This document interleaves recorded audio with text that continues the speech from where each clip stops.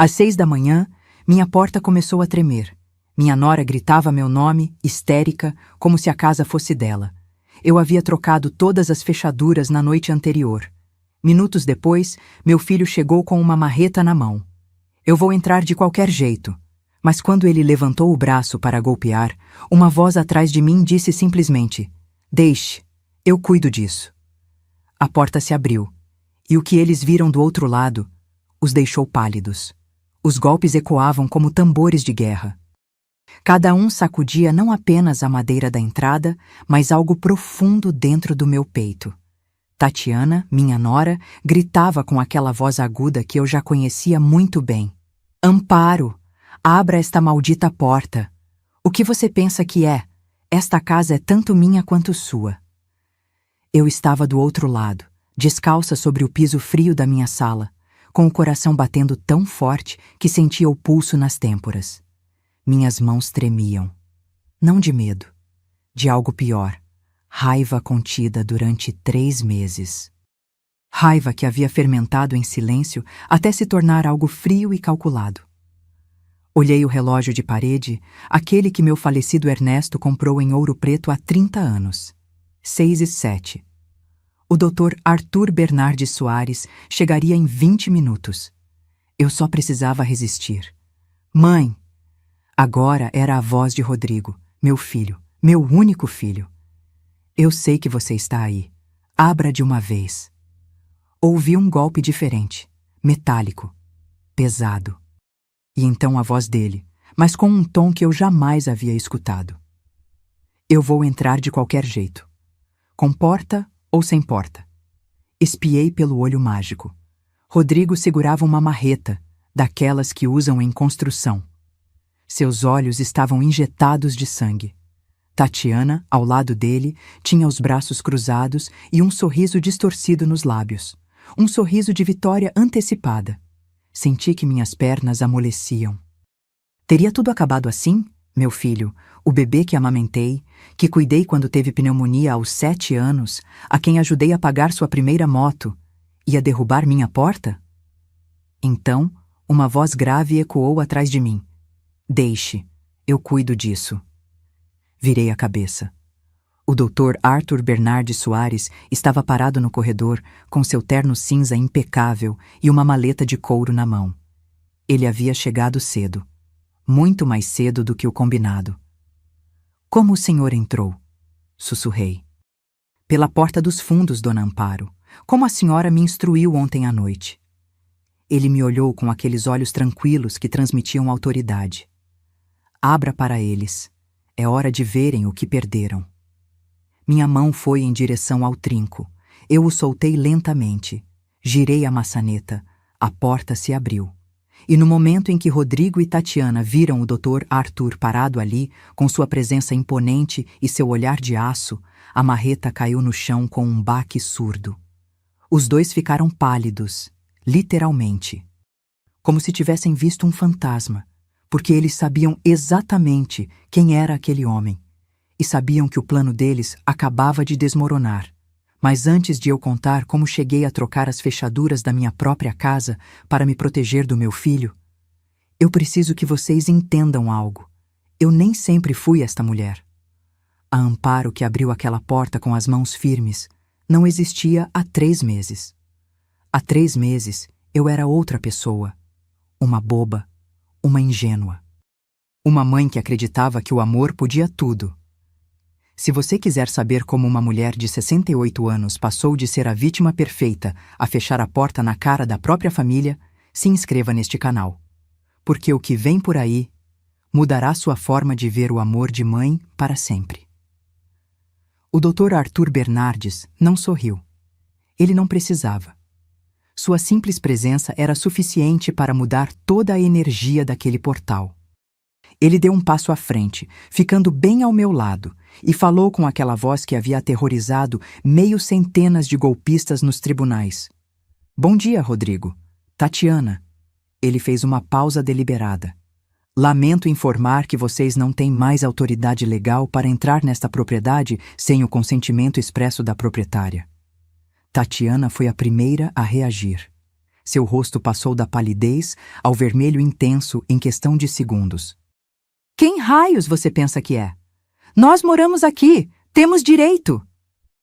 O Dr. Arthur abriu a maleta com uma calma exasperante. Tirou uma pasta amarela grossa e extraiu vários documentos. O som do papel era a única coisa que se ouvia além da respiração ofegante do meu filho.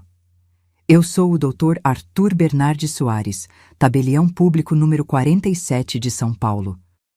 E estes, ele levantou os papéis, são documentos que certificam que, a partir das 23h45 de ontem, 15 de março, esta propriedade localizada na Rua das Acácias, 328, bairro do Itaim, foi transferida para um fundo fiduciário, fideicomisso, irrevogável, em nome da senhora Amparo Letícia Sandoval, viúva de Cortes. Rodrigo finalmente encontrou sua voz. Parecia quebrada, desesperada. Mãe, o que você fez? Eu olhei para ele. Eu realmente olhei para ele. E naquele momento, eu vi o menino assustado que costumava se esconder atrás de mim quando o pai o repreendia. Mas eu também vi o homem que, 2 semanas atrás, havia dito à esposa que eu já tinha vivido o suficiente. O que eu deveria ter feito há 3 meses, Rodrigo? Me proteger. Tatiana soltou uma gargalhada histérica. Se proteger? Mas nós cuidamos de você. Nós lhe damos companhia. Sem a gente, você estaria sozinha, morrendo nesta casa enorme. O doutor Arthur Bernardes a interrompeu sem levantar a voz. Senhora, sugiro que meça suas palavras. Tudo o que disser neste momento pode e será usado contra a senhora se Dona Amparo decidir prosseguir legalmente. Legalmente? Rodrigo deu um passo à frente. Mas eu investi nesta casa. Eu paguei o conserto do telhado. Eu dei dinheiro para a caixa d'água nova. Esta casa é tanto minha quanto dela. Lá estava. A mentira que ele vinha alimentando há 3 meses. A mentira que ele havia repetido tantas vezes que eu quase acreditei nela. O Dr. Arthur sorriu pela primeira vez. Foi um sorriso pequeno, quase imperceptível, mas estava ali. Ah, sim, interessante.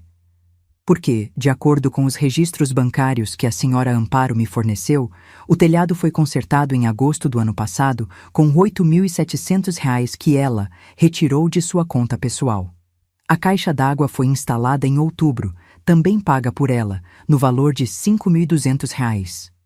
Quer que eu continue? Rodrigo abriu a boca. Fechou. Abriu novamente. Parecia um peixe fora d'água. Tatiana mudou de tática. Levou as mãos ao peito e as lágrimas começaram a rolar pelo rosto. Lágrimas que ela havia aperfeiçoado nestes 3 meses. Sogra, Amparo, eu não entendo. Somos família. Como você pode fazer isso conosco? Depois de tudo o que compartilhamos? Algo se quebrou dentro de mim. Mas não era meu coração. Era a última corrente de culpa que me prendia a esta farsa. Família? Minha voz saiu mais forte do que eu esperava. Você me fala de família, Tatiana? A mesma família que vendeu o aparelho de jantar de porcelana do meu falecido marido por R$ 800? A mesma família que tirou R$ 12.000 de mim mentindo sobre uma doença para pagar uma cirurgia no nariz? O rosto dela se desfez. As lágrimas continuaram caindo, mas agora eram de pânico. Eu estava doente. Os médicos... Não. Os médicos da clínica de estética Alphaville, não é mesmo? O advogado tirou outro documento. Tenho o recibo aqui. Rinoplastia estética. R$ 11.500. Pago em 18 de janeiro. 3 dias depois de a senhora ter recebido o dinheiro da Dona Amparo. Rodrigo se virou para a esposa com uma expressão que eu jamais havia visto. Confusão, raiva, medo. Isso é verdade? Tatiana deu um passo para trás. Você sabia que... Rodrigo, não me faça passar vergonha. Eu sabia? A voz do meu filho subiu 3 oitavas. Eu sabia que você roubou minha mãe? Aí estava a rachadura. A primeira fissura na aliança perfeita deles. O Dr. Arthur Bernardes aproveitou o momento. Vocês têm 48 horas para desocupar completamente esta propriedade. Podem levar seus pertences pessoais, roupas, objetos eletrônicos que possam comprovar que são de vocês e nada mais. Qualquer artigo que pertença à senhora Amparo e seja removido sem autorização será considerado roubo e haverá processo legal. Vocês não podem nos despejar, gritou Tatiana. Temos crianças, Valéria e Tiago, onde vamos morar? Pela primeira vez na conversa, o advogado pareceu genuinamente irritado. Talvez devessem ter pensado nisso antes de planejar colocar a avó dessas crianças em um asilo barato para vender a casa dela e comprar um apartamento no Leblon. O silêncio que se seguiu foi tão denso que poderia ser cortado com uma faca. Rodrigo olhou para mim. Seus olhos estavam vidrados. Como você sabe disso? Coloquei a mão no bolso do meu roupão e tirei um pequeno gravador digital. Aquele que minha vizinha Conceição havia me ensinado a usar. Coloquei-o na palma da minha mão e apertei o play. A voz de Tatiana saiu clara, nítida, inconfundível. Já está quase, meu amor. Em mais uns meses, convencemos ela a passar a casa para o seu nome. Ela está velha, sozinha, precisa da gente. Depois a gente pode colocar ela num asilo barato e vender este imóvel. Vale fácil uns 400 mil reais. Dá para comprar o apartamento no Leblon que a gente quer. E então a voz de Rodrigo. Você tem razão. Minha mãe já viveu o suficiente. Nós merecemos esta casa. Eu parei a gravação. Rodrigo caiu de joelhos no degrau da entrada. Literalmente. Suas pernas não o sustentaram mais. Mãe, eu não quis dizer. Você quis, eu disse com uma calma que me surpreendeu. Você disse, você pensou, e você ia fazer. Tatiana recuperou a compostura com uma velocidade impressionante. Ela apontou o dedo para Rodrigo. Isso foi ideia dele. Eu só segui o plano dele. Ele me convenceu de tudo.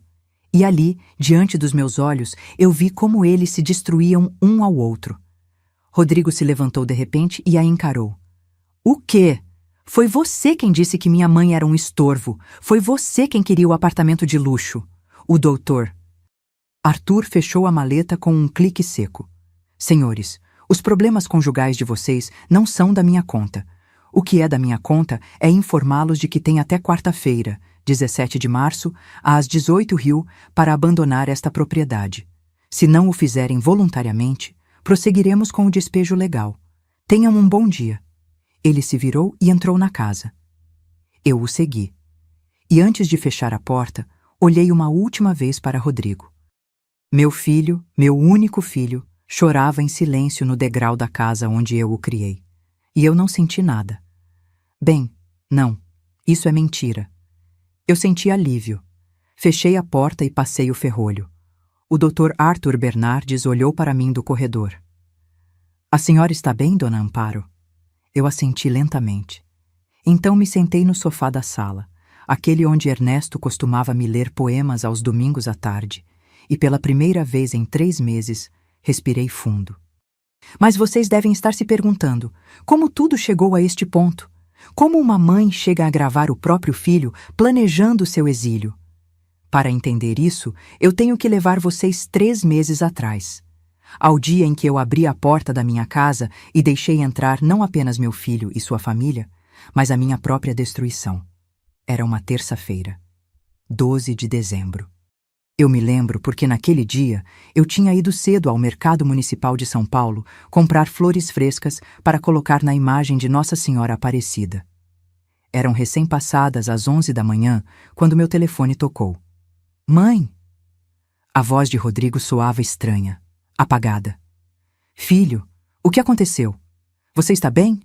Preciso falar com você. Posso ir à sua casa? É urgente. Meu coração disparou. Quando um filho diz que algo é urgente, uma mãe imagina o pior. Acidentes, doenças, morte. Claro, meu amor, venha quando quiser. Quer que eu prepare um almoço? Não, mãe, só... Preciso falar com você. Ele desligou antes que eu pudesse dizer mais alguma coisa. Ele chegou às 2 da tarde. Não veio sozinho. Tatiana estava com ele. E atrás deles, Valéria e Tiago carregavam mochilas grandes, mochilas que pareciam estar cheias até explodir. Oi, sogra, disse Tatiana com aquele sorriso que eu então acreditava ser genuíno. Desculpe vir sem avisar. Não, não se preocupem. Entrem. Querem água? Café? As crianças correram em direção ao quintal. Valéria tinha 12 anos e Tiago, 9. Bons meninos, sempre educados, embora ultimamente eu os visse cada vez menos. Rodrigo sentou-se no sofá e passou as mãos pelo rosto. Aquele gesto que ele fazia desde criança quando estava nervoso. Mãe, nós perdemos o apartamento. As palavras caíram como pedras em um poço. Como assim perderam? Tatiana sentou-se ao lado dele e pegou sua mão. Naquele momento eu pensei, que bom que eles se têm um ao outro em momentos difíceis. Quão estúpida eu fui. Tivemos problemas com o banco, explicou Rodrigo sem olhar nos meus olhos. Não conseguimos pagar a hipoteca durante 3 meses e, bem, eles executaram. Nos deram 2 semanas para sair. Levei a mão ao peito. Meu filho, meu Rodrigo, sem um lar. Mas por que não me disseram antes? Eu poderia ter ajudado. Não queríamos preocupar a senhora, sogra, interveio Tatiana com voz doce. A senhora já fez tanto por nós. Não queríamos ser um fardo. Vocês nunca são um fardo. São minha família. Rodrigo finalmente me olhou. Ele estava com os olhos vermelhos. Mãe, preciso te pedir um favor enorme, o maior que já te pedi na minha vida. O que for, filho. O que você precisar. Podemos ficar aqui? Só temporariamente. Enquanto encontramos outro lugar. Talvez 2 ou 3 meses no máximo. Minha casa tinha 4 quartos. Desde que Ernesto morreu há 5 anos, eu vivia sozinha neste espaço enorme, que de repente parecia grande demais, silencioso demais. A ideia de ter minha família por perto, de ouvir risadas de crianças, de cozinhar para mais de uma pessoa. É claro que vocês podem ficar, o tempo que precisarem. Tatiana levantou-se de repente e me abraçou. Ela cheirava a um perfume caro. Caro demais para alguém que acabava de perder a casa. Obrigada, sogra. A senhora não sabe o quanto isso significa para nós. As crianças gritaram de alegria quando lhes disseram que ficariam com a avó. Tiago correu em minha direção e me abraçou pela cintura. Posso ficar no quarto com as estrelas no teto, vó? Era o quarto que Ernesto havia decorado para quando Rodrigo era pequeno. Ele havia colado adesivos que brilhavam no escuro. Meu neto se lembrava deles das poucas vezes que vieram me visitar. Claro que sim, meu anjo. Naquela mesma tarde, eles começaram a trazer suas coisas. Caixas, muitas caixas, mais do que cabia em uma caminhonete. Rodrigo havia alugado um caminhão pequeno. Tudo isso é necessário? Perguntei, vendo a quantidade de objetos. É que não sabemos quanto tempo vamos ficar, mãe. Preferimos ter tudo à mão. Fazia sentido. Ou pelo menos foi o que eu pensei. A primeira semana foi agradável. Eu cozinhava para todos. As crianças faziam o dever de casa na mesa de jantar. Rodrigo saía cedo para procurar emprego. Tatiana ficava em casa. Dizia que era para cuidar das crianças, embora já estivessem grandes demais para precisar de babá. Mas havia pequenas coisas que naquele momento eu ignorei. Tatiana moveu os móveis da sala para ter mais espaço. O sofá de Ernesto, aquele onde ele passava horas lendo, acabou encostado na garagem. É que ele está muito gasto, sogra. Fica feio aí.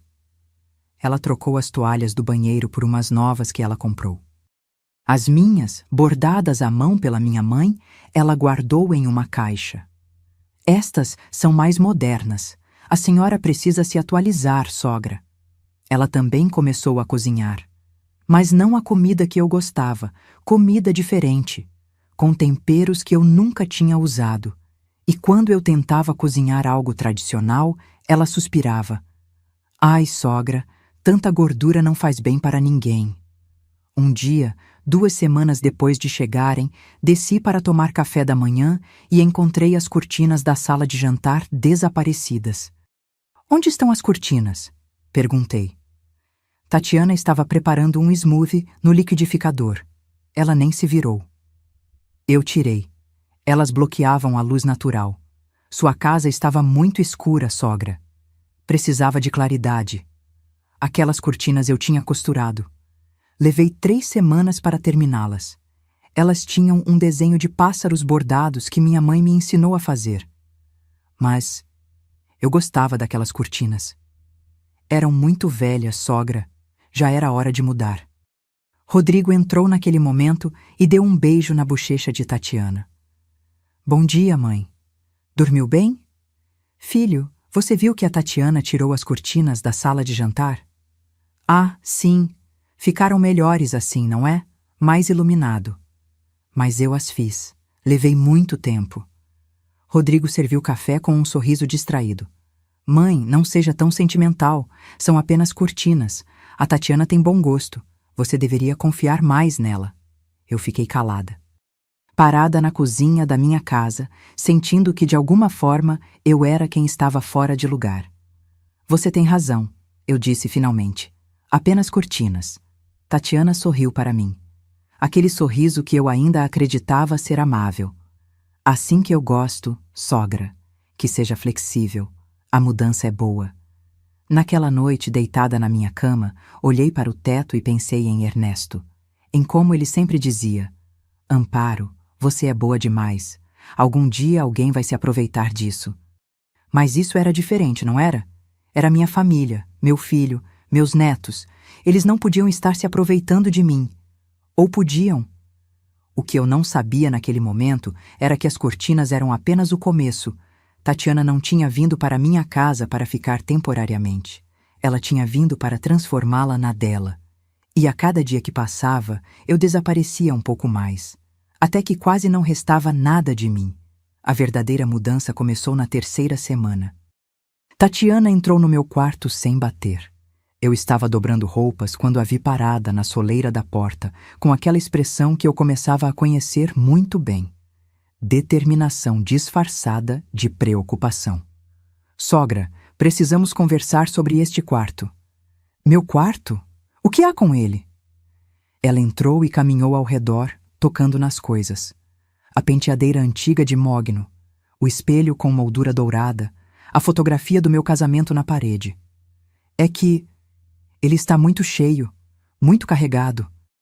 Não é saudável para a senhora ter tanta bagunça. Olhei ao redor. Meu quarto não tinha bagunça. Cada coisa estava no seu lugar. Cada objeto tinha uma história. Não está bagunçado, Tatiana. Está vivido. Exatamente esse é o problema. Ela sentou na minha cama como se fosse dela. A senhora vive no passado, rodeada de coisas do seu marido que já não está aqui. Não é saudável. Precisa se desapegar, seguir em frente. As palavras dela me machucaram como um tapa.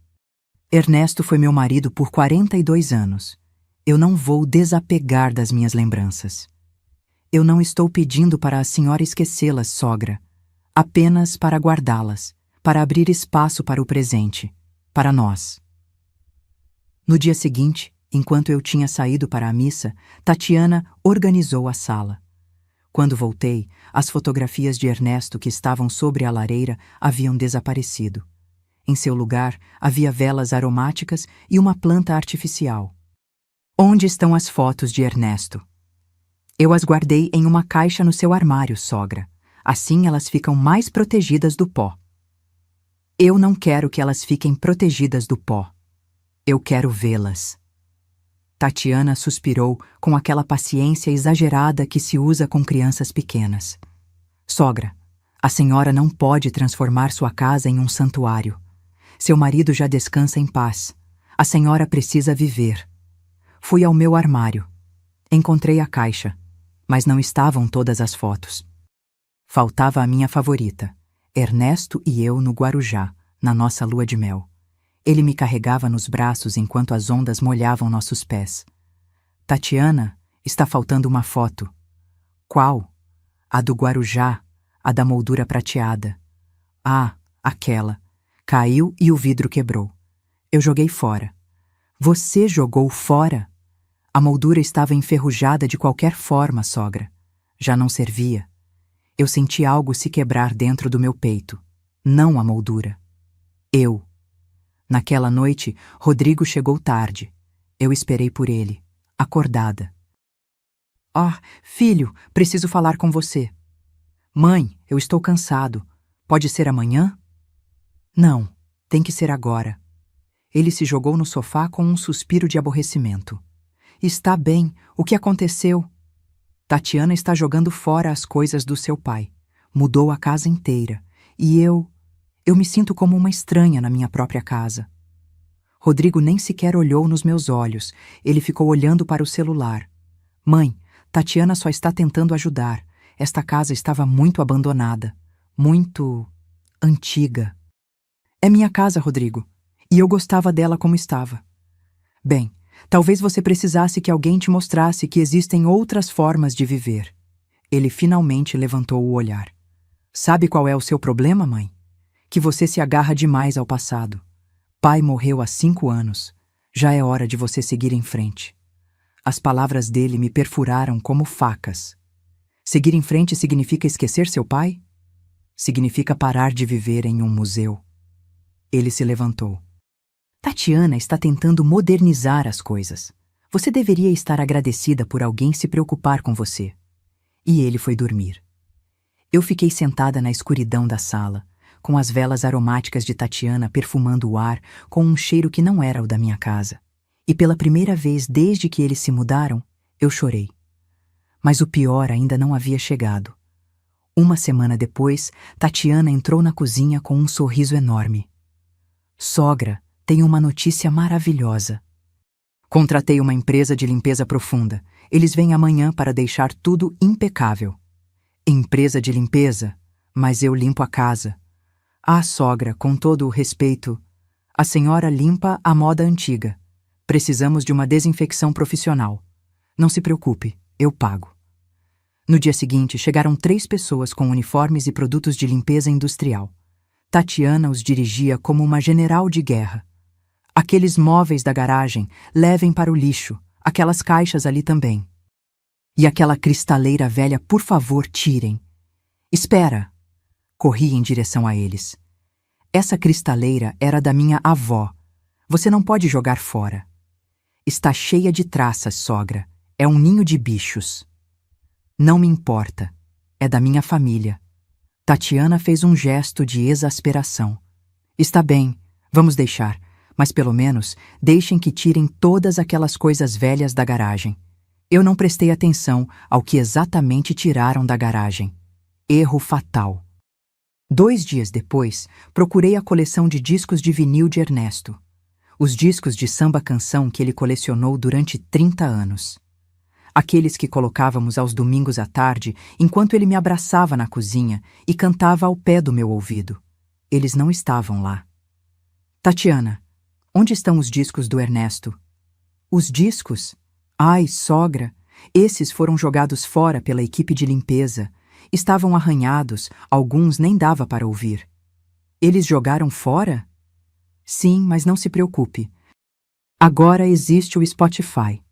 A senhora pode ouvir qualquer música que quiser. Eu me sentei no chão da garagem, bem ali, onde antes estava o sofá de Ernesto, onde antes estavam seus discos, nossas lembranças, nossa vida, e chorei como não havia chorado desde o funeral dele. Tatiana apareceu na porta. Ah, sogra, não seja tão dramática. São apenas coisas, apenas objetos, mas não eram apenas objetos. Eram pedaços da minha vida. Pedaços de Ernesto, pedaços de mim, e ela estava jogando na lixeira. Um por um. Naquela noite, eu contei para Conceição, minha vizinha de longa data. Ela tinha 72 anos e era viúva como eu. Sentamos no jardim dela com café coado. Amparo, essa mulher está te apagando, ela disse com sua franqueza característica. Ela está apagando a sua história para escrever a dela. Mas ela é minha nora. A esposa do meu filho, e isso a torna mais perigosa, porque ela vem com o rótulo de família. E você, por respeito ao seu filho, aguenta o que não aguentaria de uma estranha. As palavras dela ficaram martelando na minha cabeça a noite toda. No dia seguinte, Tatiana pintou a sala, sem avisar, sem perguntar. Quando cheguei da feira, as paredes que haviam sido cor de pêssego por 20 anos agora eram cinza escuro. Gostou? Ela perguntou com orgulho. É a cor da moda. Fica muito elegante. Eu escolhi aquele pêssego com Ernesto. Passamos um fim de semana inteiro pintando juntos. Pois agora é cinza. O pêssego estava fora de moda, sogra. É preciso se atualizar. Rodrigo chegou e bateu palmas. Uau! Ficou incrível, amor. Muito moderno. Sua mãe não está contente, disse Tatiana com voz de vítima. Rodrigo me olhou com decepção. Mãe, sério? A Tatiana está se esforçando para melhorar a casa e você só reclama.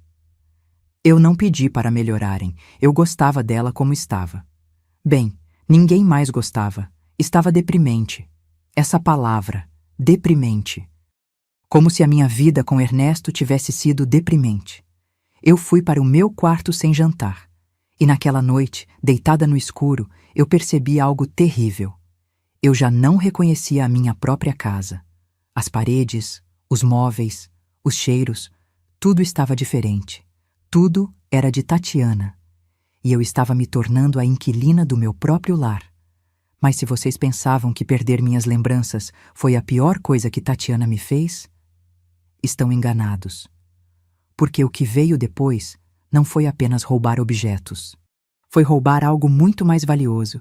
E quando eu descobri, entendi que minha nora não era apenas manipuladora. Ela era uma ladra. E meu filho, meu próprio filho, sabia disso. Era uma quinta-feira à tarde, 18 de janeiro. Lembro-me da data exata porque era o aniversário de 43 anos de Ernesto se ele estivesse vivo. Eu sempre colocava flores frescas na fotografia dele naquele dia. Mas a fotografia dele já não estava na sala. Estava guardada em uma caixa no meu armário. Desci para a cozinha para preparar um chá. Eu precisava de algo para me acalmar. Nos últimos dias eu havia dormido mal, pesadelos onde minha casa ficava cada vez menor, e eu não encontrava a saída. Tatiana estava na sala de jantar com o laptop aberto. Ela falava ao telefone com alguém. Sim, ainda tenho. É porcelana chinesa autêntica, das antigas. Tem detalhes em ouro de 24 quilates. Uma pausa. Não, não é roubada. É da minha família. Outra pausa. R$ 800? É muito pouco. Vale pelo menos 1.500. Eu me aproximei. Na tela do laptop dela havia fotografias do meu aparelho de jantar. O aparelho de porcelana chinesa que Ernesto me deu no nosso 30º aniversário. Ele havia comprado em uma viagem de negócios a São Francisco. Havia economizado durante meses para pagar. Cada prato tinha flores de cerejeira pintadas à mão. Cada xícara tinha a borda dourada. O jogo completo. 12 pratos fundos, 12 pratos rasos, 12 xícaras com seus pires. Nós nunca usávamos. Era valioso demais. Eu o guardava na cristaleira da sala de jantar só para admirar. Tatiana, minha voz saiu trêmula. O que você está fazendo? Ela levantou o olhar com um sorriso tranquilo. Tranquilo demais. Ah, sogra, estou vendendo o aparelho de jantar chinês. Vendendo? Meu aparelho de jantar? Bem, tecnicamente está na sua casa, mas ninguém usa. Está só juntando poeira. E nós precisamos do dinheiro urgentemente. Senti que o chão se movia sob meus pés. Aquele aparelho de jantar foi um presente de Ernesto. Não está à venda. Sogra, seja razoável. São apenas pratos, e nós estamos em uma situação muito difícil. Rodrigo não encontrou trabalho. As crianças precisam de material escolar novo. O aluguel do depósito onde guardamos nossas coisas vence na próxima semana e não temos como pagar. E por isso você vai vender minhas coisas? Não são só suas coisas, sogra. Somos família. O que é seu é nosso. É assim que as famílias funcionam. Minhas mãos tremiam, Meu coração batia tão forte que eu sentia o pulso nas orelhas. Cancele essa venda, agora! Tatiana fechou o laptop com um suspiro dramático. Sabe qual é o seu problema, sogra? É que você é egoísta. Nós te acolhemos, cuidamos de você, fazemos companhia para você não ficar sozinha nesta casa enorme e a senhora não é capaz de nos ajudar quando mais precisamos. O que você vai fazer com esses pratos? Olhá-los até morrer? As palavras dela me atingiram como socos. Não é egoísmo. É a minha história. É o que Ernesto me deixou. Ernesto está morto, sogra. Os mortos não precisam de aparelhos de jantar. Os vivos precisam de dinheiro para comer. Naquele momento, Rodrigo entrou. Ele trazia um saco de pão doce. O que está acontecendo? Dá para ouvir os gritos lá da rua. Sua mãe não quer que vendamos o aparelho de jantar chinês, disse Tatiana com voz de criança repreendida. Ela prefere que os netos dela passem fome antes de se desfazer de uns pratos velhos. Rodrigo olhou para mim com aquela expressão que me quebrava a alma. Decepção, cansaço, aborrecimento. Mãe, sério? Você vai fazer um drama por causa de pratos? Não são só pratos. É o presente de aniversário que seu pai me deu. E tenho certeza de que o pai preferiria que os netos dele comessem, em vez de ter pratos guardados que ninguém usa. Ele se aproximou de Tatiana e colocou a mão no ombro dela. Venda o aparelho de jantar, amor. Minha mãe vai entender. Eu não vou entender. Vocês não têm o direito. Tatiana se levantou com lágrimas nos olhos. Lágrimas perfeitas que rolavam bem no centro das bochechas sem borrar a maquiagem. Sabe de uma coisa, sogra? A senhora tem razão. Nós não temos direito a nada. Somos apenas um fardo para a senhora. Rodrigo, você ouviu sua mãe. Não somos bem-vindos aqui. É melhor arrumarmos nossas coisas e irmos para a rua. Afinal, o que importa se as crianças dormirem em um abrigo? Pelo menos o aparelho de jantar da sogra estará seguro. Amor, não diga isso. Rodrigo a abraçou e olhou para mim com dureza. Mãe, você está vendo o que está fazendo? Está vendo como a machuca? Eu não podia acreditar. De alguma forma, eu era a vilã da história. Rodrigo, aquele aparelho de jantar vale muito para mim. Pois para nós vale poder comer, gritou meu filho. Ele nunca havia gritado comigo assim. Mas não se preocupe, mãe. Nós não vamos tocar no seu precioso aparelho de jantar. Não vamos tocar em nada. Na verdade, é melhor irmos embora para que você possa viver sozinha com suas lembranças e suas coisas sem que ninguém te incomode. Ele começou a caminhar em direção às escadas. Tatiana o seguiu soluçando. As crianças apareceram no corredor com caras de assustadas. O que está acontecendo, pai? Perguntou Tiago com voz pequena. Nada, filho. Vamos arrumar as malas. Sua avó quer que a gente vá embora.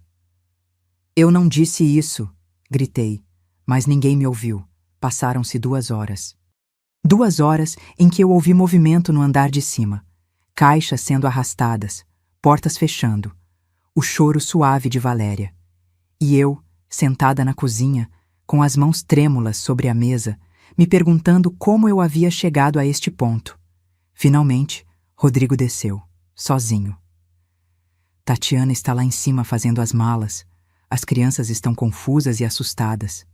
Espero que você esteja orgulhosa de si mesma. Rodrigo, eu só pedi para não venderem o aparelho de jantar do seu pai. E o que você queria que fizéssemos, mãe? Que mendigássemos na rua? Que parássemos de comer? Ele se sentou na minha frente com os olhos marejados. Eu pensei que você fosse diferente. Pensei que você entenderia. Mas acontece que você é como todas as velhas egoístas que só pensam nas suas coisas e não na sua família. Essas palavras. Velhas egoístas. Meu próprio filho. Está bem, sussurrei. Que venda o aparelho de jantar. O quê? Que ela venda. Se é disso que precisam. Que ela venda. Rodrigo piscou surpreso. Então seu rosto se suavizou e ele segurou minhas mãos. Mãe, eu sabia que você entenderia. Obrigado. Obrigado.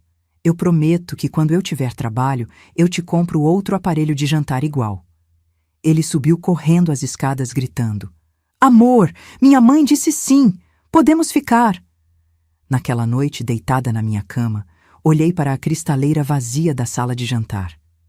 Tatiana havia embalado o aparelho de jantar imediatamente, como se tivesse medo de que eu mudasse de ideia. R$ 4.500 era o valor daquele aparelho de jantar. Eu sei porque quando Ernesto morreu, um avaliador veio fazer o inventário para o testamento. R$ 4.500 em lembranças, em amor, em anos de casamento, e minha nora ia vender por 800. No dia seguinte, Tatiana saiu cedo. Voltou 6 horas depois com sacolas de roupas novas, calças de marca, blusas de grife, sapatos caros. Você conseguiu vender o aparelho de jantar? Perguntei. Sim, sogra, ainda bem. Com isso nós pudemos pagar o aluguel do depósito. Mas as sacolas nas mãos dela contavam outra história. Tatiana, essas sacolas... Ah, isso. É que eu encontrei umas ofertas incríveis. 2 por 1. Não pude resistir. Você comprou roupas com o dinheiro do meu aparelho de jantar? Não todas as roupas. Eu também paguei o aluguel. E comprei material para as crianças. E, bem, eu merecia um agrado. Não acha? Eu tenho estado muito estressada. Ela foi para o quarto assobiando uma canção. E eu fiquei ali, parada na minha sala cinza escura, com minhas paredes nuas, com minha cristaleira vazia, entendendo finalmente a verdade. Eles não tinham vindo para ficar temporariamente. Eles tinham vindo para ficar com tudo. Mas se eles pensavam que roubar minhas lembranças e pertences era suficiente para me destruir, estavam enganados. Porque Tatiana tinha um plano muito mais elaborado. Um plano que envolvia mentiras, hospitais falsos e R$ 12.000 que eu lhe daria voluntariamente. Porque quando uma cobra identifica sua presa, ela não para até devorá-la por completo. 2 semanas depois do incidente do aparelho de jantar, Tatiana começou a agir estranhamente. Mais estranhamente do que o normal. Ela acordava tarde, andava pela casa com a mão na testa, suspirando profundamente. Deixava sua comida pela metade, dizendo que não tinha apetite. E toda vez que alguém lhe perguntava o que estava acontecendo, ela respondia com um dramático: Nada, nada, eu vou ficar bem. Mas ela dizia isso daquela maneira que grita: Me perguntem mais, por favor, me perguntem. Foi Valéria quem finalmente caiu na armadilha. Mamãe, você está doente? Tatiana levou a mão ao peito e seus olhos se encheram de lágrimas. Eu não quero preocupar vocês, meu amor. Só... Estou com uns sintomas estranhos, mas não é nada grave. Tenho certeza. Rodrigo levantou-se da mesa alarmado. Que tipo de sintomas? Tonturas, náuseas e... Bem, eu tenho tido um pouco de sangramento. Ela baixou a voz como se fosse um segredo terrível. De lugares onde eu não deveria. Meu coração disparou. Apesar de tudo, eu não desejava o mal a ninguém, muito menos uma doença séria. Tatiana, você tem que ir ao médico, eu disse, imediatamente. Eu não posso, sogra. Nós não temos mais plano de saúde agora que perdemos o emprego. E uma consulta particular com um especialista custa caríssimo. Não importa o custo, sua saúde é mais importante. Tatiana olhou para mim com aqueles olhos grandes e brilhantes, como se eu fosse sua salvadora. De verdade, sogra? A senhora nos ajudaria com isso? É claro, amanhã mesmo marcamos uma consulta. Naquela noite, eu ouvi Rodrigo e Tatiana conversando no quarto deles. As vozes chegavam pela fresta da porta. Eu te disse que funcionaria, sussurrou Tatiana. Sua mãe tem coração de manteiga. Você só precisa assustá-la um pouco. Eu não pude ouvir a resposta de Rodrigo, mas também não quis acreditar. Certamente eu tinha entendido errado. No dia seguinte, Tatiana me mostrou o nome de uma clínica. Centro Médico Especializado Santa Luzia. Parecia prestigioso. Caro. O Dr. Melgar é o melhor oncologista da cidade, ela disse com voz trêmula. Mas as consultas dele custam R$ 350. Está bem, eu pago. Eu a acompanhei à consulta. Mas quando chegamos, ela me pediu para esperar do lado de fora. Sogra, é que são exames muito íntimos. Eu sinto vergonha de a senhora estar lá. Não se importa de esperar na sala? Claro que não, minha filha. Vá tranquila. Eu esperei por 2 horas. 2 horas folheando revistas velhas em uma sala de espera impecável, com pisos de mármore e plantas ornamentais caras. Quando ela saiu, estava com os olhos vermelhos de tanto chorar. O que o médico disse? Perguntei, levantando-me de um salto. Preciso de exames, muitos exames, ressonância magnética, tomografia, exames de sangue especializados. Sua voz falhou. E uma biópsia. Meu Deus. Eles ainda não sabem, por isso precisam dos exames, mas o médico disse que quanto mais rápido fizermos, melhor. Ela segurou minhas mãos. Sogra, eu sei que é muito pedir. Eu sei que já abusamos da sua generosidade. Mas eu estou com medo, muito medo. Quanto custam os exames? Os 12.000 reais. Ela disse o número como se fosse uma sentença de morte. É muito dinheiro, demais. Nós não temos como pagar. Talvez eu possa esperar alguns meses até que Rodrigo consiga emprego. Você não pode esperar se for algo grave. Vamos ao banco agora mesmo. Tatiana me abraçou tão forte que eu quase não conseguia respirar. Obrigada, sogra. Obrigada. A senhora não sabe o que isso significa para mim, para os meus filhos. Fomos ao banco naquela mesma tarde. Eu vendi 2 pequenos terrenos que tinha em Minas Gerais. Terrenos que Ernesto havia comprado, pensando em construir uma casa de campo algum dia. Terrenos que valiam mais de 12.000 reais. Mas eu os vendi rápido, sem pechinchar, porque uma vida humana vale mais do que qualquer propriedade. Eu entreguei o dinheiro a Tatiana em um envelope amarelo. Que Deus te abençoe, minha filha, e que tudo corra bem. Ela chorou nos meus braços, lágrimas que na época eu pensei serem genuínas. Durante as 2 semanas seguintes, Tatiana saía cedo para fazer os exames. Ela voltava cansada, pálida, com histórias de agulhas, máquinas e médicos preocupados. Já tem resultados? Eu perguntava todos os dias. Ainda não, sogra. São exames muito complexos. Leva tempo. As crianças estavam assustadas. Tiago me perguntou uma noite. Vó, minha mãe vai morrer? Não, meu anjo. Sua mãe vai ficar bem. Os médicos vão curá-la. Mas por dentro eu também estava com medo. E então chegou aquela terça-feira, 5 de fevereiro, dia de feira livre no bairro. Fui comprar legumes. A barraca de Dona Remédios ficava ao lado do seu Chaves, que vende frango. E lá, no meio da conversa sobre o preço dos tomates, Dona Remédios me disse: Escuta, Amparo, eu vi sua nora outro dia no Morumbi Shopping. Ela estava muito bem, muito bonita. Quando você a viu? Na sexta-feira passada. Ela estava saindo de uma clínica dessas elegantes, de cirurgia plástica. O mundo parou. Cirurgia plástica? Sim, a clínica Alphaville. Minha sobrinha trabalha lá de recepcionista. Ela me contou que sua nora fez o nariz. Ficou muito bonito, por sinal. Eu cheguei em casa com as sacolas de compras tremendo nas mãos. Tatiana estava na sala, assistindo televisão, comendo pipoca, com o nariz novo. Era sutil, mas agora que eu sabia, eu podia ver. A ponta um pouco mais empinada, a ponte mais fina. Tatiana, posso falar com você? Claro, sogra. O que houve? Eu encontrei a Dona Remédios na feira. O rosto dela não mudou, nenhum músculo. Ah, que bom! Como está a senhora? Bem, ela me contou que te viu saindo da clínica Alphaville. Silêncio. A clínica de cirurgia plástica. Continuei com voz trêmula.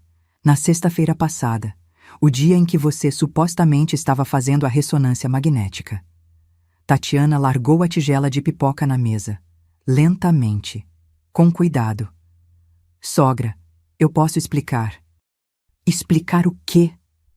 Minha voz saiu mais alta do que eu pretendia. Explicar que você mentiu para mim? Que você tirou 12.000 reais de mim com uma doença inventada? Eu não inventei nada. Eu me sentia mal.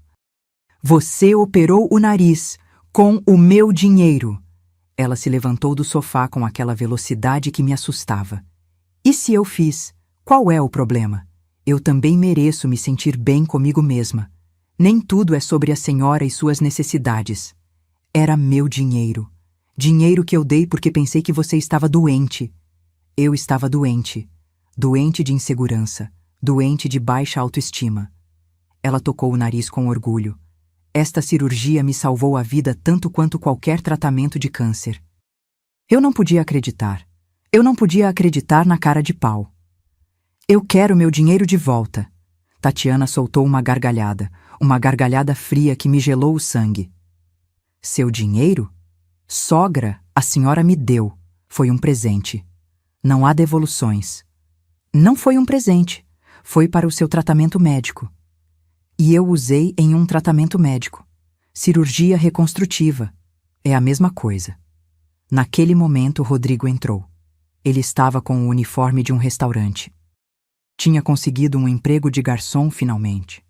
O que está acontecendo aqui? Dá para ouvir os gritos lá da rua. Sua mãe está me assediando, disse Tatiana com voz de vítima perfeita. Ela está me cobrando porque usei o dinheiro que ela me deu em uma cirurgia que eu precisava. Uma cirurgia que você precisava? Eu me virei para meu filho. Rodrigo, ela mentiu para mim. Ela me disse que tinha câncer. Ela tirou 12 vialers. 0 para operar o nariz. Eu esperava que meu filho ficasse do meu lado, que se indignasse, que a confrontasse. Mas, em vez disso, ele suspirou com cansaço. Mãe, a gente já sabia que a Tatiana ia operar o nariz. O chão desapareceu sob meus pés. O quê? Isso a incomodava muito. Ela queria arrumar há anos. Eu disse para ela aproveitar que você ofereceu o dinheiro. Eu não ofereci dinheiro para uma cirurgia plástica. Eu ofereci dinheiro porque pensei que ela estava doente. Rodrigo se aproximou e falou comigo como se eu fosse uma criança pequena. Mãe, importa mesmo em que o dinheiro foi usado? No final das contas, você ajudou sua nora a se sentir melhor consigo mesma. Você deveria estar orgulhosa. Orgulhosa? Vocês mentiram para mim. Nós não mentimos, simplesmente não te demos todos os detalhes. Ele deu de ombros. Além do mais, o que você ia fazer com esses 12 mil reais? Guardar até morrer? Pelo menos agora serviram para algo útil. Tatiana cruzou os braços com um sorriso de satisfação. Se eu fosse a senhora, não faria tanto escândalo, sogra, a menos que queira que a gente vá embora. Porque se continuarmos discutindo assim, vai ser impossível conviver sob o mesmo teto. Era uma ameaça, disfarçada de preocupação, mas uma ameaça, afinal. E o pior é que funcionou.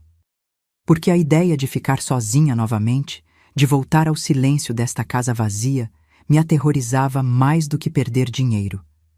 Está bem, sussurrei. Esqueçam. Assim que eu gosto, mãe. Rodrigo deu um tapinha no meu ombro. Amanhã tudo estará melhor. Você vai ver. Naquela noite eu não dormi. Fiquei acordada olhando para o teto, sentindo como cada pedaço de mim estava desmoronando. Meu aparelho de jantar, minhas lembranças, meu dinheiro, minha dignidade. O que restava? E o mais importante, até onde eu ia chegar antes de desaparecer por completo? Mas o que eu não sabia era que Tatiana e Rodrigo não se contentariam com 12 mil reais, nem com meus pertences, nem com minha casa reformada ao gosto deles. Não. Eles queriam tudo. E eu estava prestes a descobrir exatamente até onde eles estavam dispostos a ir para conseguir isso. Porque uma noite eu desci para pegar um copo d'água e ouvi uma conversa que mudaria minha vida para sempre. Era 22 de fevereiro, 2h37 da manhã. Eu sei porque olhei para o relógio antes de me levantar. Eu estava com a garganta seca. Aquele tipo de secura que te acorda e não te deixa voltar a dormir até que você beba água. Eu vesti o roupão e desci as escadas devagar. Os degraus de madeira rangem à noite e eu não queria acordar ninguém. A casa estava escura, exceto pela luz da lua que entrava pela janela do corredor. Eu estava no meio do caminho para a cozinha quando ouvi vozes. Vinham do quintal. Vozes sussurrando. Rodrigo e Tatiana. Algo no meu instinto me disse para não acender a luz, para não fazer barulho. Eu fiquei paralisada ao lado da porta da cozinha que dava para o quintal, escondida pelas sombras. E se não funcionar? Era a voz de Rodrigo. Parecia nervoso. E se ela se recusar? Ela não vai se recusar. A voz de Tatiana era fria, calculista. Nada a ver com o tom doce que ela usava comigo. Já está quase, meu amor. Só precisamos de mais alguns meses. Mais alguns meses de quê? De amolecer ela, de fazê-la sentir que precisa da gente, que está velhinha, que já não consegue sozinha.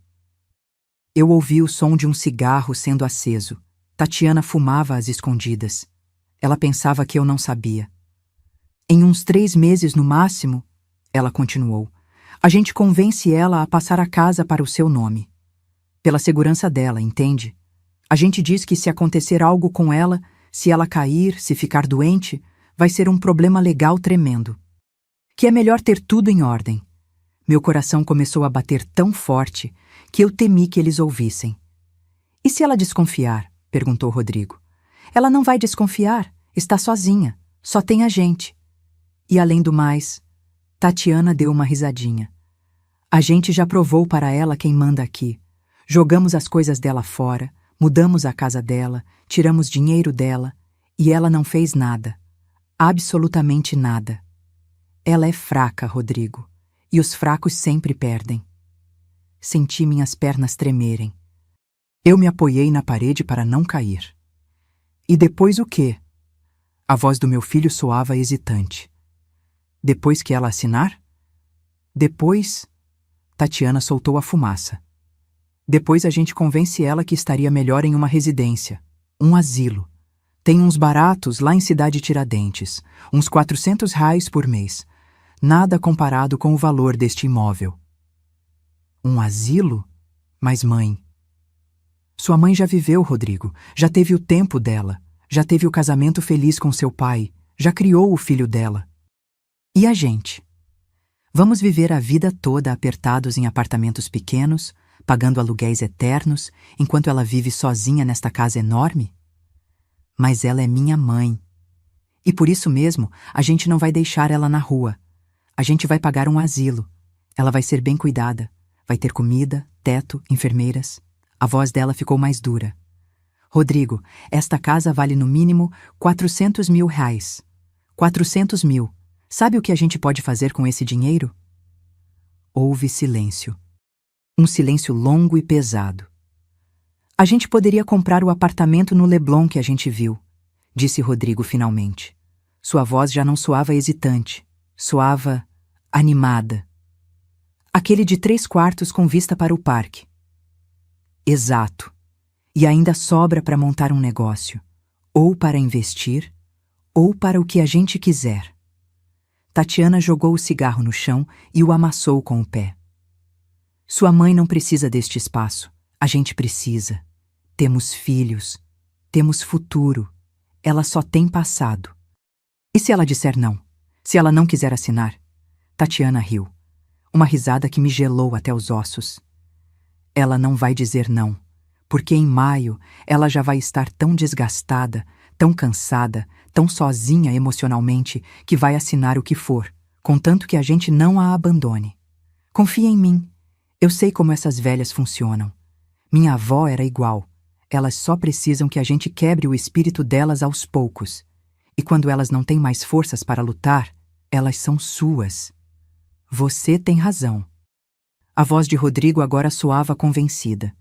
Minha mãe já viveu o suficiente. Nós merecemos esta casa. Essas palavras. Minha mãe já viveu o suficiente. Nós merecemos esta casa. Saindo da boca do meu filho. Meu único filho.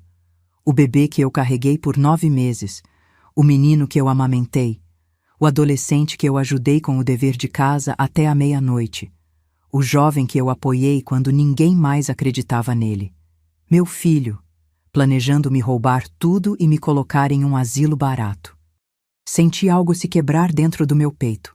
Mas não foi meu coração. Foi algo mais profundo. Foi a última ilusão de que minha família me amava. Vamos dormir, disse Tatiana.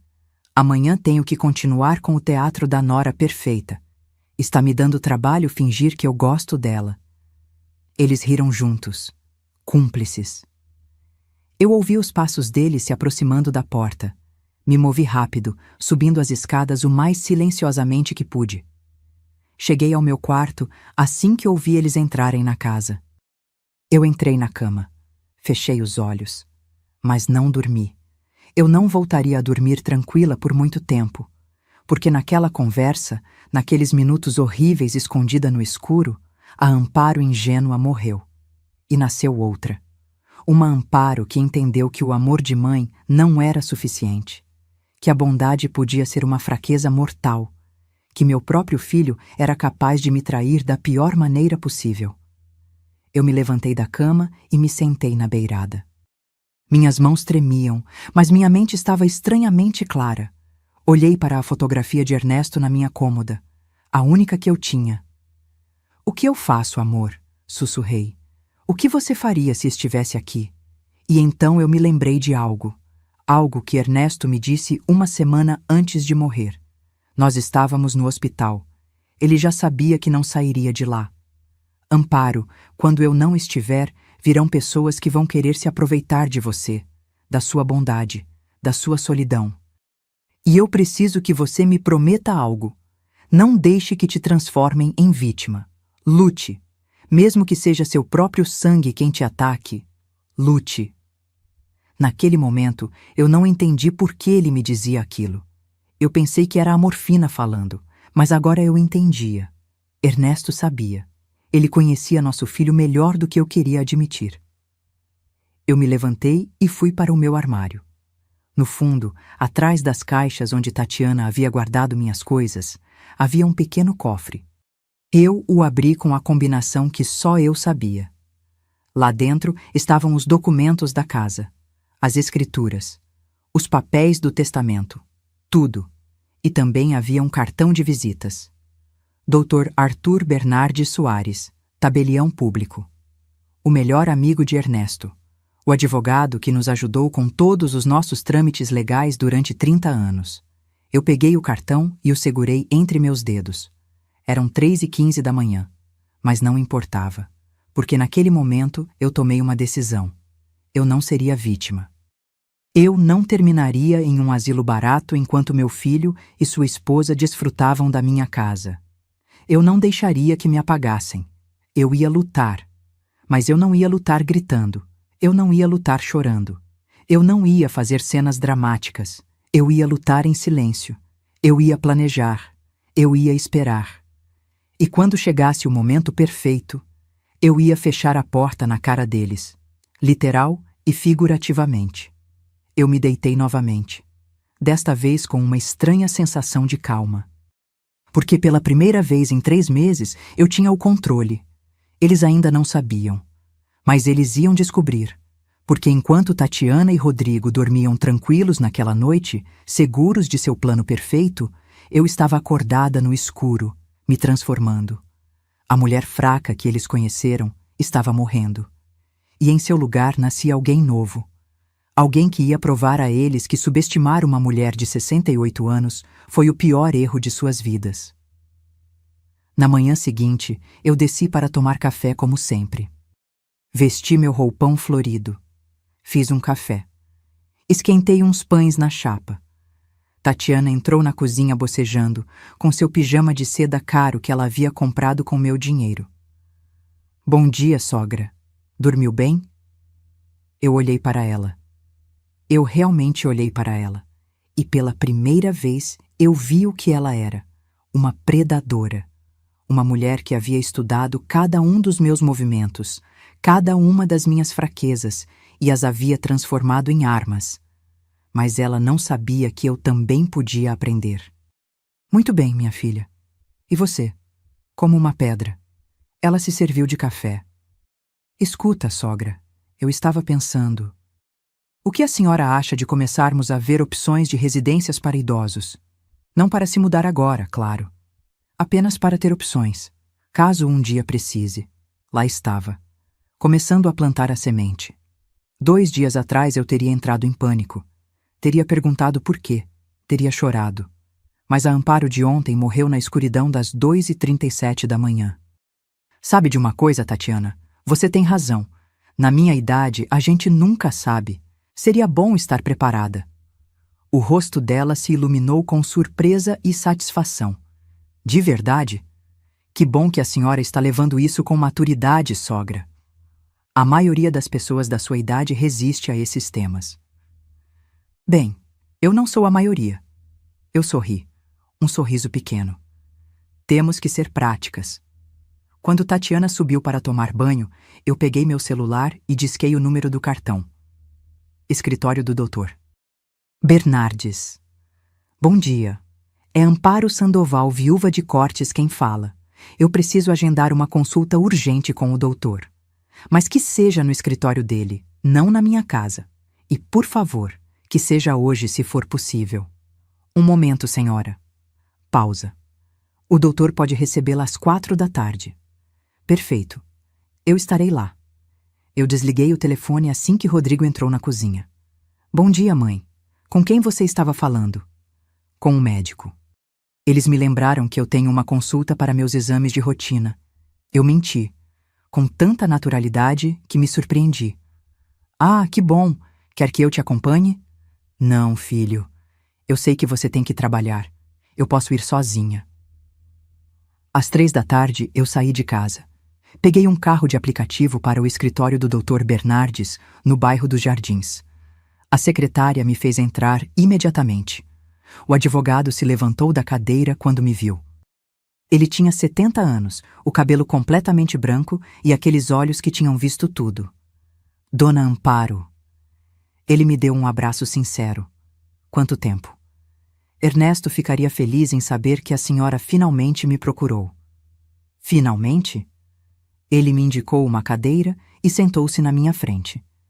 Ernesto me pediu para cuidar da senhora quando ele não estivesse mais aqui. Ele me fez prometer que se um dia a senhora precisasse de ajuda legal, eu estaria lá. Já se passaram 5 anos e esta é a primeira vez que me liga. Ele fez uma pausa. Então me diga, o que está acontecendo? E eu contei tudo, absolutamente tudo. As mudanças na casa, o aparelho de jantar vendido, os 12 mil reais da cirurgia falsa. E, finalmente, a conversa que ouvi no quintal. O doutor foi tomando notas. Seu rosto não demonstrava surpresa. Apenas uma tristeza profissional. A senhora tem provas da conversa? Não, eu não gravei. Mas eu sei o que ouvi. Entendo. Ele largou a caneta. Dona Amparo, o que seu filho e sua nora estão planejando tem um nome. Esbulho patrimonial agravado. É um crime. Mas precisamos de evidências concretas. Como eu consigo essa evidência? Ele se recostou na cadeira. A senhora precisa de uma gravação. Uma conversa onde o plano deles fique claro. E precisa documentar tudo. Os objetos que venderam sem sua permissão, o dinheiro que tiraram da senhora com engano. Tudo. Eu tenho os recibos bancários dos 12 mil reais. E fotos do aparelho de jantar antes de venderem. Excelente! Isso é um começo. Agora, sobre a casa. Ele pegou uma pasta e começou a me explicar as opções legais. Fideicomissos, testamentos em vida, escrituras com travas jurídicas. O que eu recomendo é criar um fideicomisso irrevogável. A casa fica em seu nome sob proteção legal. A senhora pode viver aqui o tempo que quiser. E pode designar beneficiários que só receberão a propriedade sob condições específicas que a senhora estabelecer. Como quais? Como que os beneficiários só podem receber a casa quando completarem uma certa idade, ou que nunca possam vendê-la, ou que se a senhora for internada em um asilo sem seu consentimento, o fideicomisso será anulado e a casa passará para outra pessoa. Uma faísca de esperança acendeu no meu peito. E meu filho não poderia fazer nada? Absolutamente nada. Uma vez estabelecido o fideicomisso, nem mesmo um juiz pode modificá-lo sem o seu consentimento explícito. Quanto tempo leva? Se a senhora me autorizar, posso ter os documentos prontos em 1 semana. mas preciso que me traga as escrituras originais. Eu as tenho em casa, em um cofre. Perfeito. E mais uma coisa, Dona Amparo. Ele se inclinou para a frente. Preciso que a senhora haja normalmente, que não levante suspeitas, que continue sendo a mesma Amparo que eles conhecem, porque se desconfiarem que a senhora está planejando algo, eles vão acelerar o plano deles. E isso complica as coisas para nós. Eu assenti. Eu consigo fazer isso. Eu sei que consegue. Ernesto sempre me disse que a senhora era muito mais forte do que aparentava. Só que nunca precisou provar. Eu saí do escritório com uma pasta cheia de documentos e pela primeira vez em meses com algo que eu havia esquecido que existia. Esperança. Mas eu também saí com uma missão. Eu precisava daquela gravação. Naquela noite, enquanto jantávamos, eu agi perfeitamente normal. Eu sorri. Servi a comida. Perguntei sobre o dia de cada um. Tatiana olhou para mim com aprovação. A senhora parece contente hoje, sogra. Aconteceu algo bom? Só que o médico disse que estou muito bem de saúde para a minha idade. Tenho anos pela frente ainda. Eu vi como o sorriso dela congelou por uma fração de segundo. Anos pela frente não faziam parte dos planos deles. Que bom, sogra, que bom. No dia seguinte, fui visitar Conceição, minha vizinha. Conceição, eu preciso da sua ajuda. O que for, Amparo? O que você precisa? Eu preciso aprender a usar um gravador, desses pequenos que a gente pode esconder. Conceição não fez perguntas. Ela me conhecia há 30 anos. Ela sabia que se eu pedia algo assim, era por uma boa razão. Meu neto me deu um ano passado porque eu tenho medo de esquecer as coisas. Eu nunca usei. É seu. Ela me ensinou a usá-lo. Era do tamanho de um pendrive. Podia ser escondido em qualquer lugar. E gravava com uma clareza impressionante. Obrigada, minha amiga. Você está em apuros? Eu estava em apuros. Agora estou em soluções. Durante a semana seguinte, eu fui mais 3 vezes ao escritório do advogado. Levei as escrituras, assinei documentos, estabeleci o fideicomisso. E todas as noites eu deixava o gravador ligado em diferentes lugares da casa. Na sala, na copa, no quintal. Eu gravei conversas de Rodrigo e Tatiana falando sobre acelerar o processo, sobre pressionar mais a velha, sobre quanto tempo mais eles iriam tolerar viver ali. E, finalmente, uma noite, eu gravei ouro puro. Eles estavam no quarto deles. Pensavam que eu já estava dormindo.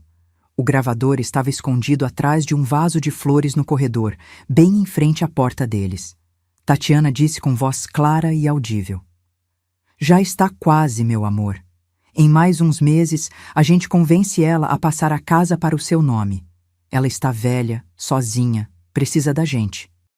Depois a gente pode colocar ela num asilo barato e vender este imóvel. Vale fácil uns 400 mil reais. Dá para comprar o apartamento no Leblon que a gente quer. E Rodrigo respondeu. Você tem razão. Minha mãe já viveu o suficiente. Nós merecemos esta casa. Era quase idêntico à conversa que eu havia escutado semanas atrás. Mas agora eu tinha gravado. Com data, com hora, com as vozes inconfundíveis deles. No dia seguinte, levei a gravação para o Dr. Bernardes. Ele a ouviu por completo. 2 vezes. Então ele assentiu. Isso é suficiente. Mais do que suficiente. Qual é o próximo passo? Agora esperamos. Seu fideicomisso está pronto. Os documentos estão registrados. Legalmente, sua casa está protegida. Mas eu quero que tenhamos um momento de máximo impacto. Um momento onde eles mostrem sua verdadeira natureza na frente de testemunhas. Como? Provoque-os. Faça algo que os force a mostrar suas verdadeiras cores. E quando fizerem, eu estarei lá. Eu pensei nisso por 2 dias. O que eu poderia fazer que os forçasse a mostrar o plano deles? E então me ocorreu. Em 14 de março, durante o jantar, eu disse casualmente: Rodrigo, Tatiana, eu tenho pensado. Vocês têm razão. Na minha idade, manter esta casa é muito trabalho. Talvez eu devesse considerar me mudar para uma residência. e vocês poderiam ficar com o imóvel. Os olhos de Tatiana se iluminaram como árvores de Natal. De verdade, sogra? A senhora está falando sério? Completamente. Na verdade, eu vi umas residências muito bonitas. Tem uma em Pinheiros que parece ótima. Rodrigo segurou minha mão. Mãe, é uma decisão muito madura da sua parte. Eu estou orgulhoso de você. Eu só preciso que vocês me ajudem com a papelada. Temos que transferir a escritura da casa. O Dr. Bernardes pode nos ajudar. O que vocês acham de ligarmos para ele? Sim, Tatiana quase gritou de emoção. Ligue para ele amanhã mesmo. Na verdade, eu já falei com ele. Ele pode vir na segunda-feira, 15 de março, às 10 da manhã. Perfeito, disse Rodrigo. Estaremos aqui. Naquela noite eu ouvi a comemoração deles do meu quarto. Champanhe, risadas, planos, e eu, na minha cama, sorri no escuro, porque eles pensavam que tinham ganhado. Eles não sabiam que o jogo de verdade estava apenas começando. A segunda-feira, 15 de março, amanheceu ensolarada. Rodrigo e Tatiana se levantaram cedo, animados. Tatiana se arrumou como se fosse para um casamento. Rodrigo vestiu terno. Os dois estavam elétricos de emoção. Mas o que eles não sabiam era que eu havia trocado as fechaduras na noite de domingo. E que o Dr. Bernardes não viria transferir a casa para eles. Ele viria mostrar a eles que tinham brincado com a pessoa errada. No domingo, 14 de março, à noite, depois que todos foram dormir, eu fiz algo que jamais pensei que faria. Liguei para um chaveiro de emergência. Pode vir agora? Perguntei em voz baixa do meu quarto. Senhora, são 11 da noite. Eu pago o triplo, mas tem que ser agora, e tem que ser silencioso. Ele chegou às 11h30. Um homem de uns 40 anos com sua caixa de ferramentas. Eu expliquei a situação em sussurros. Eu preciso que troque todas as fechaduras da casa. A porta da frente, a porta dos fundos, a da garagem. Todas. Sua família não tem chaves? É exatamente por isso que eu estou trocando. Ele me olhou com aqueles olhos que tinham visto de tudo e assentiu. Eu entendo, senhora. Não é a primeira vez que me chamam por algo assim. Ele trabalhou por 2 horas. O som das ferramentas era mínimo, mas cada ruído me deixava com o coração na garganta. Eu temia que Rodrigo ou Tatiana acordassem. Mas eles não acordaram. À 1h30 da manhã, o chaveiro terminou. Ele me entregou 4 jogos de chaves novas. Pronto, senhora. Estas são as únicas chaves que existem. As anteriores não servem mais. Eu paguei R$ 450 em dinheiro. Dinheiro que eu havia tirado do banco durante a semana sem que ninguém soubesse. Obrigada. E, por favor, se alguém perguntar... Eu não estive aqui. Ele piscou para mim. Cuide-se, senhora. E seja o que for que esteja planejando. Eu te desejo sorte. Quando ele foi embora, eu me sentei na sala escura. Minha casa, com fechaduras novas que só eu podia abrir. Era um símbolo, um ato de resistência. Eu liguei para o Dr. Bernardes. Já está feito. Perfeito. Eu chegarei amanhã às 6h30 da manhã, antes que eles acordem. A senhora me abre pela porta dos fundos, como combinamos, e eu fico dentro até o momento indicado. E se isso der errado? Não vai dar errado, dona Amparo. Confie em mim. E confie na senhora mesma. Amanhã a senhora recupera sua vida. Naquela noite eu dormi 3 horas. Mas não por medo, por antecipação. A segunda-feira amanheceu. Rodrigo e Tatiana se levantaram cedo, animados. Tatiana vestiu um vestido vinho, saltos, maquiagem perfeita. Ela parecia que ia assinar um contrato milionário, que na mente dela era exatamente isso. Bom dia, sogra. Ela me abraçou com um entusiasmo falso que eu já podia ver com clareza total. Que dia importante! Eu estou tão feliz que a senhora está tomando esta decisão. É o melhor para todos. Sim, minha filha, o melhor para todos. Rodrigo desceu com seu terno cinza. O mesmo que ele usava para casamentos e eventos importantes. Mãe, já tomou café? Quer que eu prepare algo especial? Não, filho. Eu já comi algo leve. O nervosismo, você sabe. É normal ficar nervosa, mas você vai ver que tudo vai dar certo. Ele segurou minhas mãos. Você vai estar em um lugar bonito, com pessoas da sua idade, com cuidados médicos 24 horas. E a gente vai te visitar sempre. Eu prometo. Mentiras. Tudo mentiras.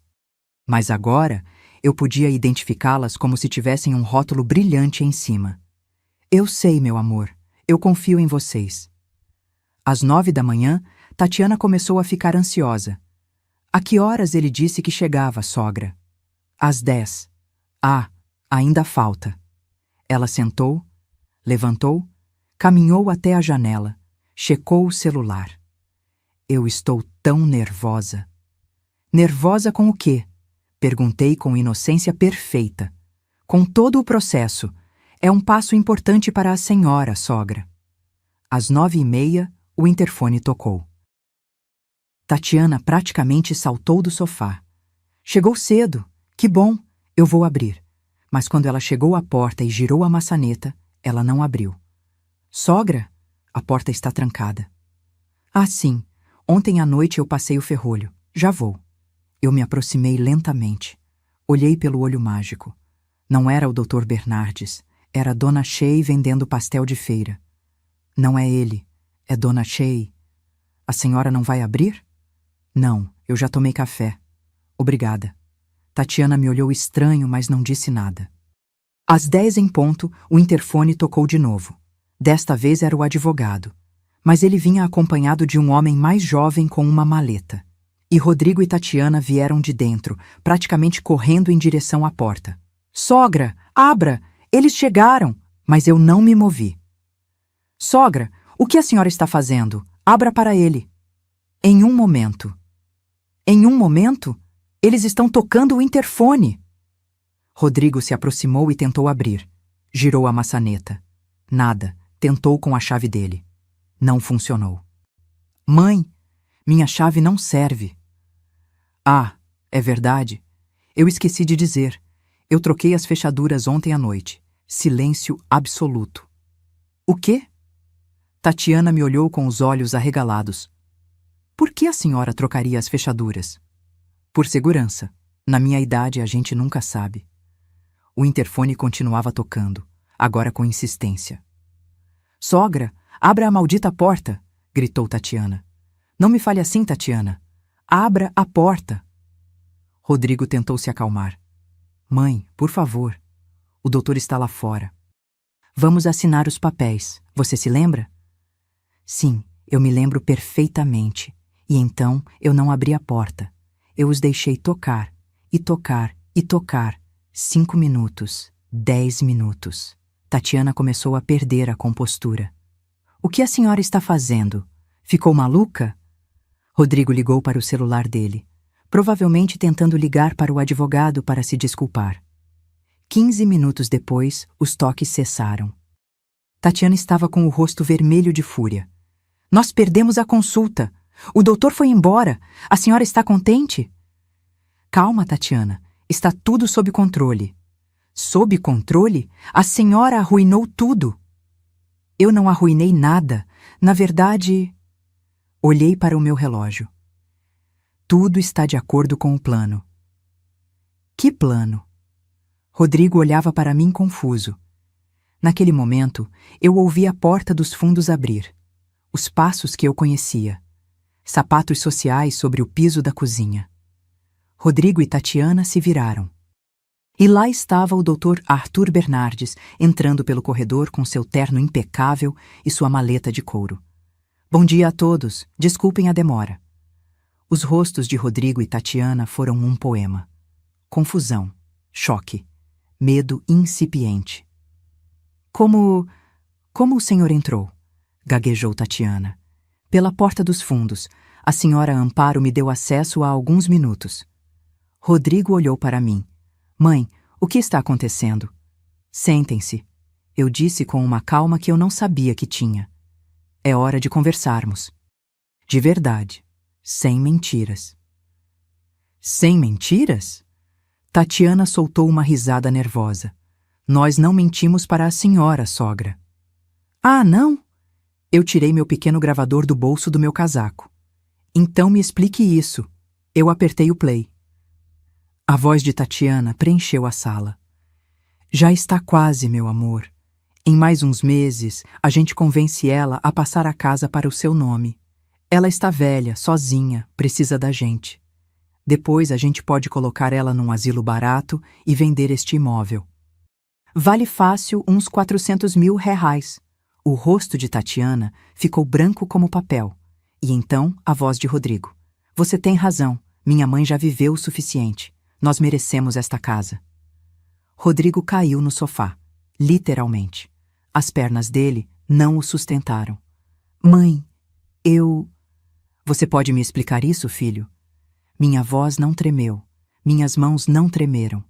Eu não tremi. Você pode me explicar como eu mereço estar em um asilo barato enquanto você vive na minha casa? Tatiana recuperou a compostura com uma velocidade impressionante. Ela era uma sobrevivente, uma lutadora. Mas desta vez ela estava lutando uma batalha perdida.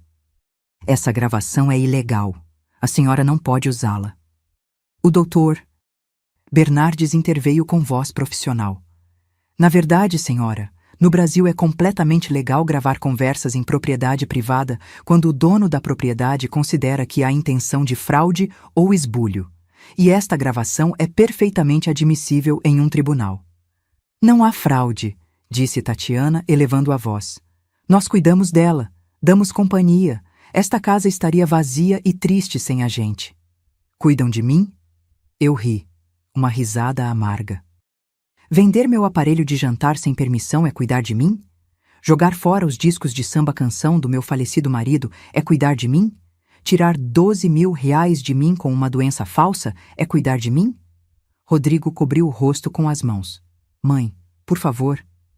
Por favor. O quê, Rodrigo? Por favor, para que eu esqueça que meu único filho, o menino a quem eu dei tudo, planejava me jogar fora como lixo em um asilo enquanto ficava com tudo o que seu pai e eu construímos. As lágrimas começaram a rolar pelo meu rosto. Mas não eram lágrimas de fraqueza. Eram lágrimas de libertação.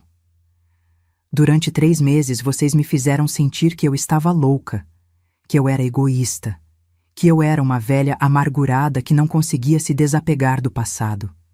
Vocês me fizeram duvidar de mim mesma, a ponto de acreditar que vocês tinham razão. Tatiana tentou se aproximar. Sogra, podemos resolver isso. Não me toque. Eu dei um passo para trás. Não volte a me tocar. Não volte a me chamar de sogra, como se fôssemos família. Porque família não destrói. Família não rouba. Família não planeja colocar seu próprio sangue em um asilo barato para ficar com a casa. O doutor Bernardes abriu sua maleta. Eu acredito que é hora de entregar os documentos oficiais. Ele tirou uma pasta grossa e a entregou a Rodrigo, que a pegou com as mãos trêmulas. O que é isto? Leiam. Não tenham pressa. Rodrigo abriu a pasta. Tatiana se aproximou para ler por cima do ombro dele. E eu vi o momento exato em que eles entenderam. O momento em que o plano perfeito deles desmoronou. Mas o que aqueles papéis continham não era apenas um golpe legal. Era o fim de um jogo que eles nunca deveriam ter começado. E o que eu estava prestes a lhes dizer ia mudar as vidas deles para sempre. Rodrigo leu a primeira página, depois a segunda. Seus olhos se moviam cada vez mais rápido, com pânico crescente. Tatiana arrancou os papéis das mãos dele. Isto não pode ser real. É completamente real, disse o Dr. Bernardes com aquela calma profissional que ele havia aperfeiçoado em 40 anos de carreira. Certificado por tabelião público, registrado no Cartório de Registro de Imóveis no dia 10 de março deste ano. Completamente legal e irrevogável. Irrevogável? Tatiana levantou o olhar. O que significa irrevogável? Significa que não pode ser mudado, eu respondi. Significa que esta casa não está mais no meu nome livre. Ela está protegida em um fideicomisso que eu controlo. E vocês Vocês não podem tocar nela. Rodrigo deixou os papéis caírem no chão. Seu rosto havia passado do branco para o verde. Mãe, o que você fez? O que eu devia ter feito desde o início? Me proteger. De vocês. O Dr. Bernardes continuou com voz firme. A propriedade localizada na Rua das Acácias, 328, bairro do Itaim, fica sob fideicomisso irrevogável em nome da senhora Amparo Letícia Sandoval, viúva de Cortes. Ela mantém o usufruto vitalício, ou seja, pode viver aqui até seu falecimento. Os beneficiários do fideicomisso são seus netos, Valéria e Tiago, que receberão a propriedade quando completarem 25 anos, com a condição expressa de que jamais poderão vendê-la. Deverá permanecer na família. Isso é injusto, gritou Tatiana. Rodrigo é seu filho, ele deveria herdar. Rodrigo perdeu esse direito quando planejou me roubar. Nós não íamos te roubar. Íamos cuidar de você em uma residência. Eu tirei outro papel do meu bolso. Eu o havia impresso na noite anterior. Você se refere à Residencial Geriátrico Esperança, em Cidade Tiradentes? Aquela que custa R$ 400 por mês e tem classificação de 1 estrela na internet? Onde as queixas falam de comida estragada, maus tratos e negligência médica? Tatiana abriu a boca. Fechou. Ela não tinha resposta. Eu investiguei, Tatiana. Eu investiguei tudo. Eu sei exatamente para que tipo de lugar vocês planejavam me mandar, enquanto vocês viviam nos Jardins ou no Leblon. Rodrigo finalmente encontrou sua voz. Parecia quebrada, desesperada. Mãe, por favor, somos família. Podemos resolver isso. Eu só estava assustado. Pelo dinheiro, pelo futuro. Tatiana me pressionava e eu... Agora você joga a culpa na sua esposa? Eu o interrompi. Muito corajoso da sua parte, Rodrigo. Muito corajoso. Tatiana explodiu. Isso foi ideia dele. Foi ele quem disse que a gente merecia a casa. Foi ele quem pesquisou os asilos baratos. Eu só segui o plano dele. E lá estava. A traição mútua. Destruindo um ao outro na minha frente. Não me importa de quem foi a ideia. Eu disse com uma frieza que me surpreendeu. Os dois planejaram. Os dois mentiram para mim. Os dois me roubaram. Os dois são igualmente culpados. O Dr. Bernardes tirou mais documentos. Agora, passemos ao tema da restituição econômica. Senhora Tatiana, a senhora obteve R$ 12.000 sob engano, especificamente mentindo sobre uma doença grave. Isso constitui estelionato. A senhora. Amparo tem duas opções: prosseguir legalmente com uma denúncia por estelionato ou a senhora devolve o dinheiro completo em um prazo de 30 dias. Eu não tenho R$ 12.000, guinchou Tatiana. Eu já gastei. Então será necessário prosseguir legalmente. Estelionato pode resultar em prisão de 6 meses a 5 anos, de acordo com o Código Penal de São Paulo. Tatiana se virou para Rodrigo.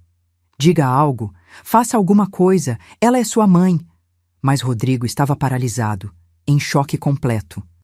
O Dr. Bernardes continuou implacável. Além disso, há a questão da venda não autorizada de propriedade privada. O aparelho de jantar de porcelana chinesa tinha um valor estimado de R$ 4.500. Foi vendido sem o consentimento do proprietário. Isso é furto qualificado. Ela me disse que eu podia vender, mentiu Tatiana desesperada. Eu tenho testemunhas que dizem o contrário. E tenho fotografias do aparelho de jantar com suas datas originais que provam que era propriedade da senhora. Amparo há 15 anos. Tatiana começou a andar de um lado para o outro como um animal enjaulado. Isso é um pesadelo. Um maldito pesadelo. Não, eu disse com voz firme. Isto é justiça. O Dr. Bernardes fechou a maleta com um clique definitivo. Senhora Amparo, a senhora deseja prosseguir com as ações legais ou prefere dar a eles a opção de restituição voluntária? Eu olhei para Rodrigo. Meu filho, meu único filho, o menino que eu havia carregado nos braços. O adolescente que eu havia consolado quando o primeiro amor o deixou. O homem que eu havia apoiado em cada decisão. E eu vi o que ele realmente era: um covarde, um manipulador, um ladrão. Eu quero que eles vão embora. Mãe, Rodrigo se levantou. Por favor, não faça isso. Vocês têm 48 horas para sair desta casa. Podem levar suas roupas, seus eletrônicos, seus objetos pessoais, nada mais. Todo o resto fica aqui. E onde vamos morar? Perguntou Tatiana com voz histérica. Temos crianças! Vocês deveriam ter pensado nisso antes de planejar me destruir. Senti as lágrimas se acumularem, mas não as deixei cair. Vocês têm família, amigos, um carro, empregos. Vão encontrar algo. Assim como encontraram uma maneira de mentir para mim durante 3 meses. Sogra, por favor, não me chame assim. Você não é mais minha nora. E ele... Apontei para Rodrigo. Ele não é mais meu filho. Rodrigo caiu de joelhos, literalmente. Ajoelhou-se na minha frente com as mãos juntas. Mãe, me perdoa, por favor. Foi um erro terrível. Eu estava desesperado. Tatiana me pressionava e eu não pensei. Eu não medi as consequências. Mas eu te amo. Você é minha mãe. Sempre será. Se me amasse, Rodrigo, você não teria planejado me colocar em um asilo como se eu fosse lixo. Se me amasse, você teria defendido a memória do seu pai em vez de deixar que ela jogasse fora tudo o que ele e eu construímos. Eu posso mudar. Nós podemos mudar. Me dê uma chance. Eu te dei sua chance. Eu te dei 3 meses de oportunidades. Toda vez que jogavam algo meu fora, toda vez que mentiam, toda vez que me faziam sentir culpada por existir. Essas eram oportunidades. E vocês desperdiçaram todas. Eu me virei para o Dr. Bernardes. Sobre os 12.000 reais, eu dou a eles 30 dias para devolver. Caso contrário, eu prossigo legalmente. Tatiana soltou um grito de frustração e saiu correndo em direção às escadas. Rodrigo ficou ajoelhado, chorando como um menino. Mãe, por favor. Levante-se, Rodrigo. Você não é mais um menino. Você é um homem de 43 anos. É hora de agir como tal. Ele se levantou lentamente. Seus olhos estavam vermelhos, inchados. E as crianças? Valéria e Tiago? Você nunca mais vai vê-los? Essa pergunta me doeu. Doeu profundamente. Eu os amo, e por isso a casa ficou em fideicomisso para eles. Mas eu não vou deixar que vocês os usem como reféns emocionais. O doutor Bernardes tocou meu ombro suavemente. Dona Amparo, se a senhora precisar de um momento... Não, eu estou bem. Eu respirei fundo. Rodrigo, você tem até quarta-feira, 17 de março, às 6 da tarde, para desocupar. Se não o fizerem voluntariamente, o Dr. Bernardes prosseguirá com o despejo legal. E acredite, você não quer que cheguemos a isso. Rodrigo assentiu sem forças. Ele subiu as escadas arrastando os pés. O Dr. Bernardes e eu ficamos na sala. O silêncio era denso, pesado. A senhora tem certeza disso, Dona Amparo? O senhor acha que Ernesto estaria orgulhoso de mim? O advogado sorriu com tristeza. Ernesto estaria mais do que orgulhoso.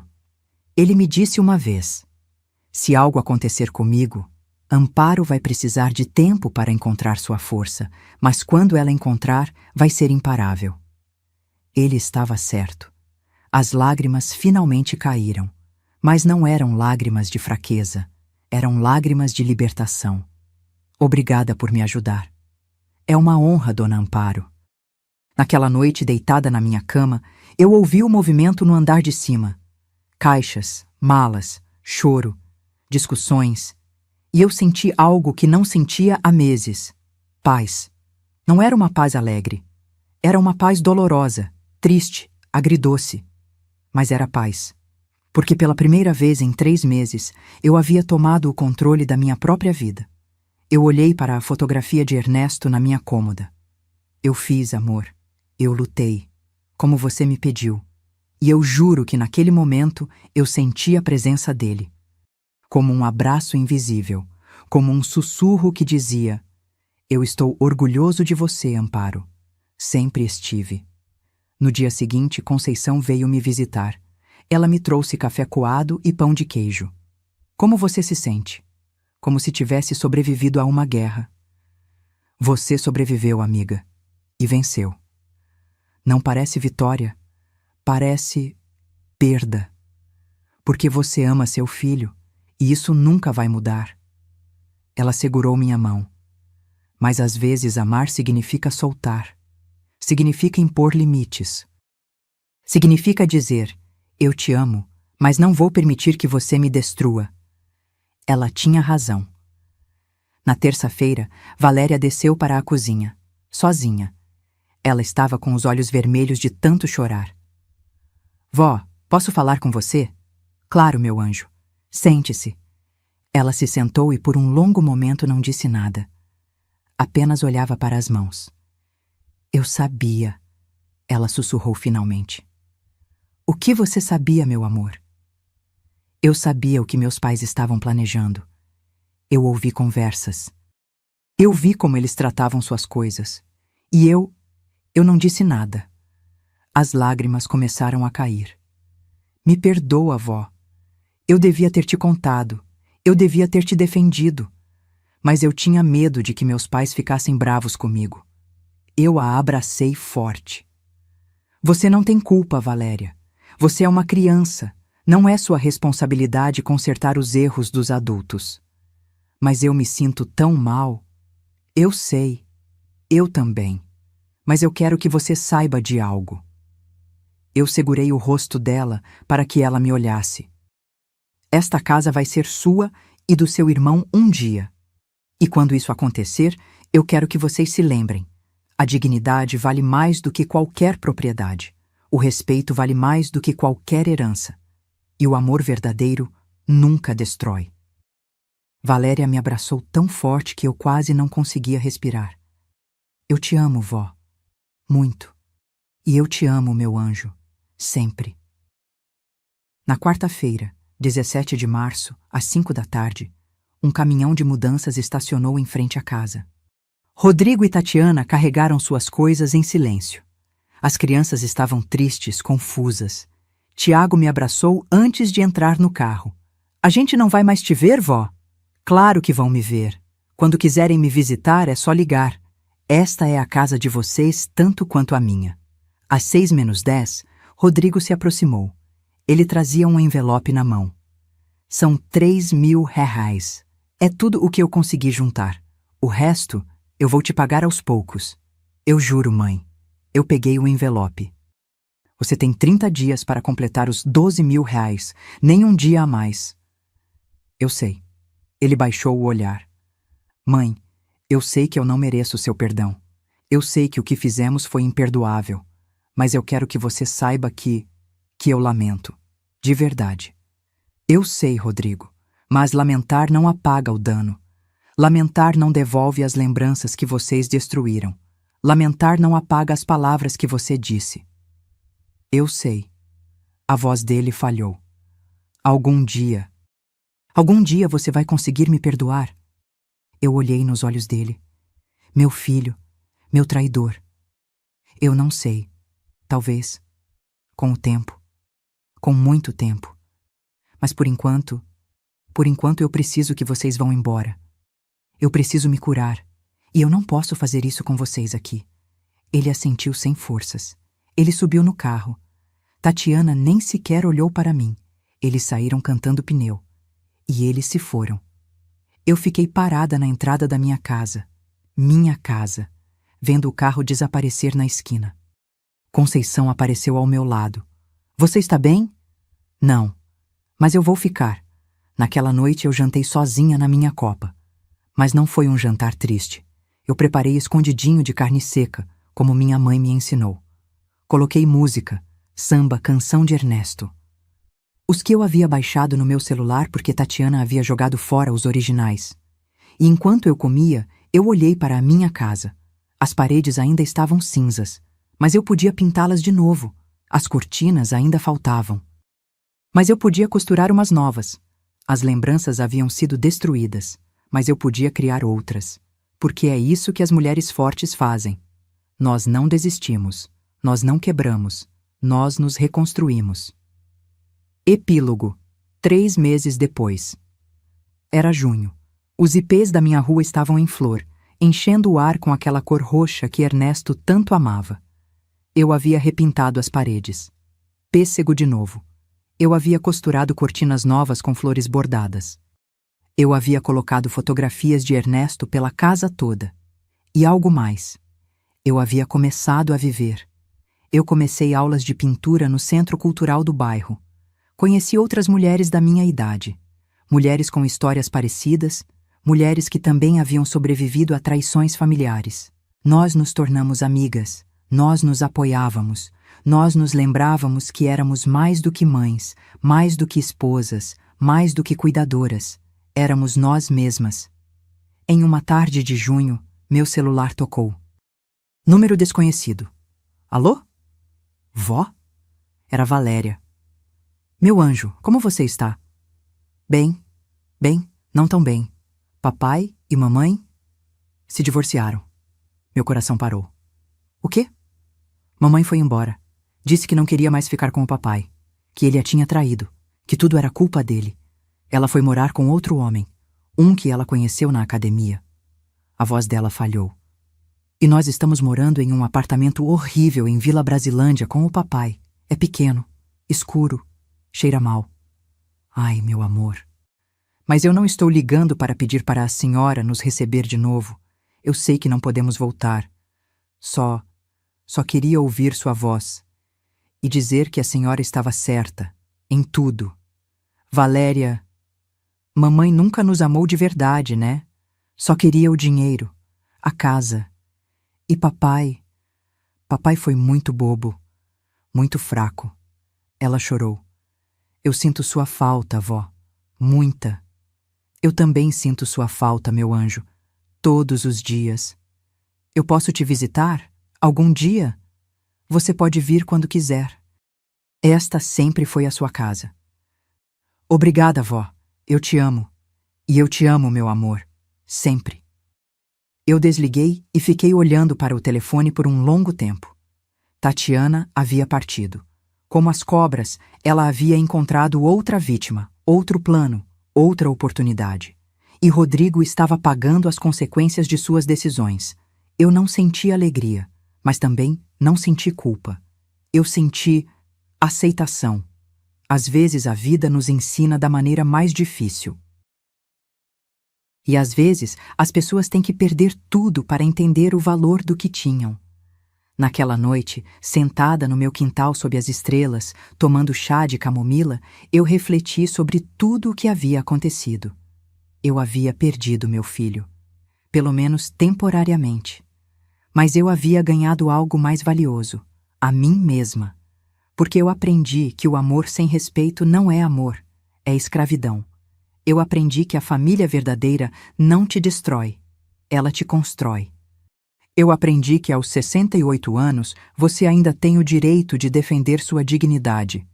E eu aprendi que nunca é tarde para dizer, basta. Porque a verdadeira riqueza não está no que você possui. Está no que você não permite que te tirem. Sua dignidade, sua paz. Seu direito de viver sem medo na sua própria casa. E isso não tem preço. E assim termina minha história. Uma história que eu jamais pensei que viveria. Uma história que me quebrou o coração, mas também me deu forças que eu não sabia que tinha. Se esta história tocou sua alma, se te fez refletir sobre seus próprios limites, sobre sua própria família, sobre sua própria dignidade, deixe-me saber nos comentários. Me diga. De onde você está vendo esta história? De que país ou cidade você me acompanha? Eu adoraria saber que estas palavras chegaram ao seu coração, não importa onde você esteja. E se você conhece alguém que está passando por algo parecido, compartilhe esta história. Porque às vezes, saber que não estamos sozinhos é o que nos dá a coragem para lutar. Não se esqueça de se inscrever no canal para mais histórias de vida, de superação, de mulheres que se recusaram a ser vítimas. Porque no final das contas, todos merecemos viver com dignidade. todos merecemos ser tratados com respeito. E todos merecemos fechar portas que nos machucam. Mesmo que sejam as portas da nossa própria família. Obrigada por me acompanhar até o final. Nos vemos na próxima história. Com carinho, Amparo.